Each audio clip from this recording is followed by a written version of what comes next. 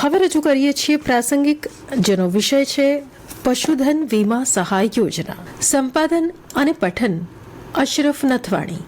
ગુજરાતના પશુપાલકોના વ્યાપક હિતને ધ્યાને લઈ રાજ્ય સરકારે ચાલુ વર્ષે 23 કરોડ રૂપિયાના બજેટની જોગવાઈ સાથે પશુધન વીમા સહાય યોજના અમલમાં મૂકી છે.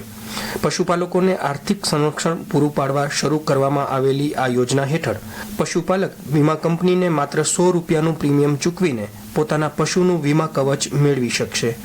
યોજનાનો લાભ મેળવવા માંગતા પશુપાલકો માટે આઈ ખેડૂત પોર્ટલ 14 નવેમ્બરથી 1 મહિના સુધી ખુલ્લું મુકાયું છે. આ યોજનાને શરૂ કરતી વખતે રાજ્યના પશુપાલન મંત્રી રાઘવજી પટેલે જણાવ્યું હતું કે પશુ મૃત્યુના સંજોગોમાં પશુપાલકોને થતા આર્થિક નુકસાન સામે રક્ષણ પૂરું પાડવાના આશયથી રાજ્ય સરકારે આ યોજના બનાવી છે. આ યોજનાનો લાભ મેળવીને ગુજરાતનો પશુપાલક વીમાની રકમમાંથી નવા પશુ ખરીદીને પશુપાલન વ્યવસાય ચાલુ રાખી શકશે તેમ તેમણે ઉમેર્યું હતું. પશુપાલન મંત્રીએ વધુમાં કહ્યું હતું કે આ યોજનાનો લાભ મેળવીને પશુપાલકે વીમા કંપનીને પ્રતિ પશુ માત્ર 100 રૂપિયા ચૂકવવાના રહે છે, જ્યારે બાકીની શેષ પ્રીમિયમની રકમ સબસિડી પેટે સરકાર દ્વારા વીમા કંપનીને ચૂકવવામાં આવશે. ભવિષ્યમાં ક્લેમ રજૂ કરતા સમયે પશુપાલકોને કોઈપણ પ્રકારની તકલીફ ન પડે તે માટે પશુપાલકે વીમા કંપનીના પ્રતિનિધિ પાસેથી પ્રીમિયમ ચૂકવ્યાની પહોંચ અથવા પોલિસીની નકલ અચૂક મેળવી લેવાની અપીલ પણ પશુપાલન મંત્રીએ કરી હતી. અરજી કરી હોય તેવા પશુપાલકો પૈકી પસંદ થયેલા પશુપાલકોને પ્રતિ લાભાર્થી દીઠ ગાય ભેંસ વર્ગના મહત્તમ 3 પશુઓ માટે આ સહાય આપવામાં આવશે. આ યોજના હેઠળ પ્રથમ તબક્કામાં સૌરાષ્ટ્ર કચ્છ વિસ્તારના 50,000 જેટલા પશુઓને આવરી લેવાનું રાજ્ય સરકારે આયોજન કર્યું છે, જેમાં કચ્છ જિલ્લામાં આ યોજના હેઠળ 9,300 પશુઓને આવરી લેવાનો લક્ષ્યાંક નક્કી કરાયો છે. આ અંગે વધુ વિગતો આપતા જિલ્લા પશુપાલન અધિકારી ડોક્ટર રાજેશ પટેલે આ પ્રમાણે જણાવ્યું હતું.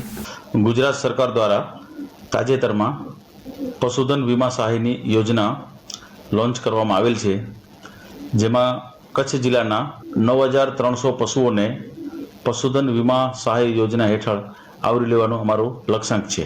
આ યોજનામાં જિલ્લાના પશુપાલકો આઈ ખેડૂત પોર્ટલ મારફતે અરજી કરી શકશે, જેમાં કુટુંબ દીઠ રાશન કાર્ડ દીઠ વધુમાં વધુ 3 પશુઓને આવરી લેવાના રહેશે, જેમાં ગાય અને ભેંસ વર્ગને વીમા હેઠળ આવરી લેવામાં આવશે.